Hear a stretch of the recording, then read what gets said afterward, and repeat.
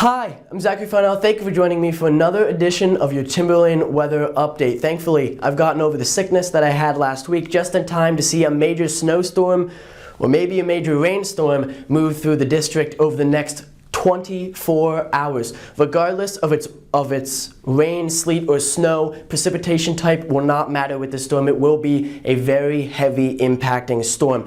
Very strong winds, very high waves at the coast will bring some major power outages across much of the district and danger to travel tonight and through much of tomorrow. So stay safe as we continue to see this storm roll through. Here are some reasons as to why we are concerned that this storm, particularly with the snow, we may be looking at some model guidance that has been saying consistently this storm will drop a lot of snow across this area. You don't want to rely just on the computer models. They are just computers and they make mistakes just as we do, but if you are just to rely on those, you'd be saying that this area would be getting a whopping amount of snow. Along with that, the National Weather Service has been saying pretty consistently that the snow tonight into tomorrow morning will be coming down very quickly and very heavily. This will allow it, even if it's 35 degrees of the ground, to accumulate on the grass and on the roads, making for some pretty slippery and hazardous conditions. Along with that, the storm, as it moves south of us, will be rapidly strengthening. As the pressure drops, the clouds will be forced up, allowing this storm to quickly drop a lot of snow across some area. If it does jump south at the last minute, this area could be ours. However, there are some reasons to believe that it won't.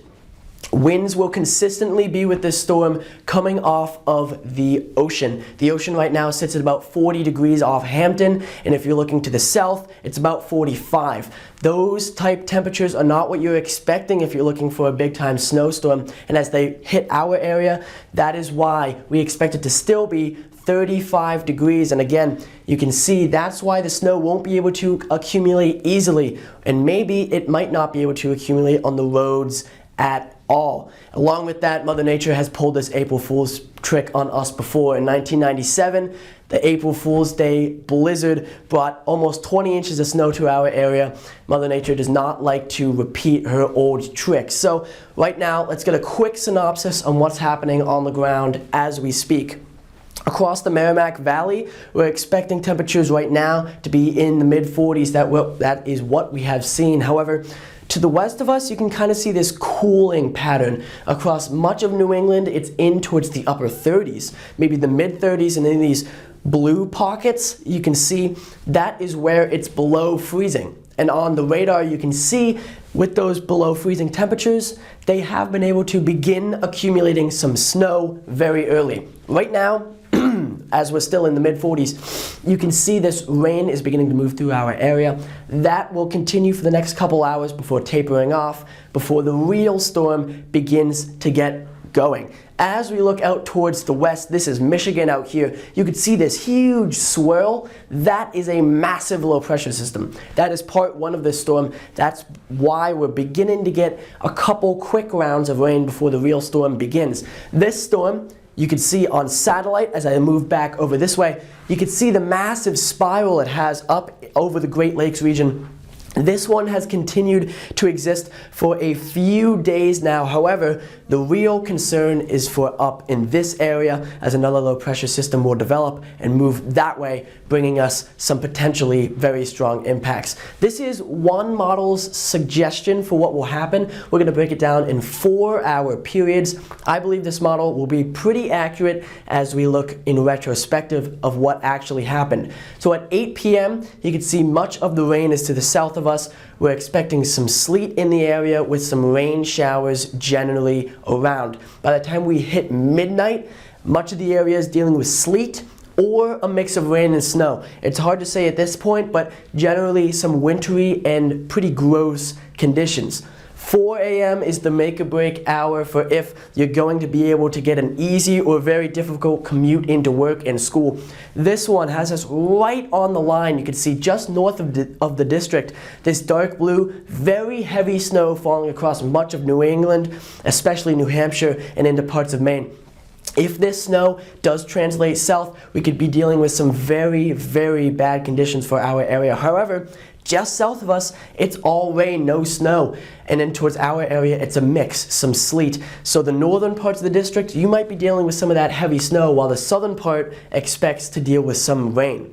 At 8 a.m., again, we're still right on the line of rain and snow. Again, still heavy snow continuing for parts of New Hampshire. As we get towards midday, it's mainly lingering snow, lingering rain. We may turn over to rain quickly before resuming the snowfall that we expect. Right now, there are three main scenarios, and I'll tell you which one I believe personally.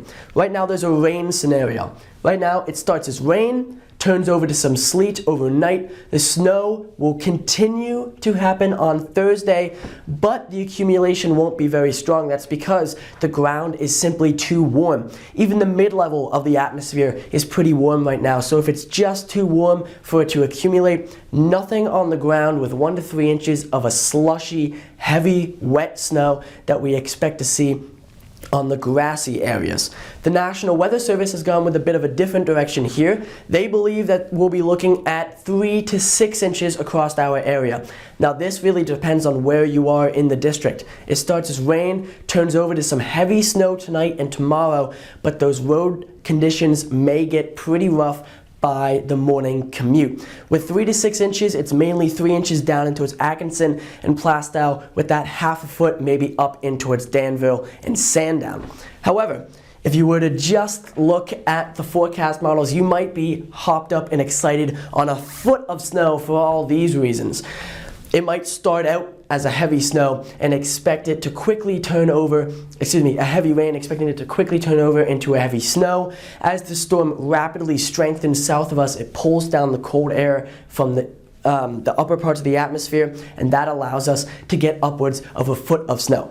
Personally, I'm on board with the National Weather Service on this one. I believe that you may see 3 inches down in towards Atkinson and Plastow, closer to the Mass border, but if you're in Sandown, if you're in Danville, look out for up to 6 inches of heavy, wet, gross, and slushy snow over the next 24 to 48 hours. Then, next, as we continue into the weekend, expect, regardless of snow, these winds to be blowing throughout the entire event, 45 to 55 miles an hour. Again, some of this coastal flooding may continue into Saturday and Sunday as the winds continue to come off the coast and the waves do not die down. Maybe 15 foot is rolling in on Hampton over the next couple of days. And the rain and snow showers, I'm personally deeming these ones slush showers, as we get a mix of rain, snow, sleet, freezing rain, anything possible, will continue Friday and Saturday as a low impact, high volume event as the storm continues to generally bring some precipitation through the area. However, luckily for us, we get towards Sunday, it begins to clear out, and Monday, for the eclipse, you couldn't ask for a better day, especially not for New England standards in April. Expected to be the low 60s, and up north, maybe the upper 50s, but still sunny, maybe a couple clouds, but nothing too much and nothing too severe that will end up blocking out your view as we continue to see a beautiful day for that eclipse. Thank you very much for joining me for another edition of your Timberlane Weather Update. I'm Zac Farnell. Make sure you stay safe as this storm continues to develop over the next 24, 48 hours. Hopefully tomorrow, for the commute, it will not be too bad to drive into school, into work, but if it is dangerous, make sure you drive slowly and you drive safely, and hopefully everyone gets to where they need to be without any issues. Thank you very much for joining me again. I'm Zac Farnell, signing off.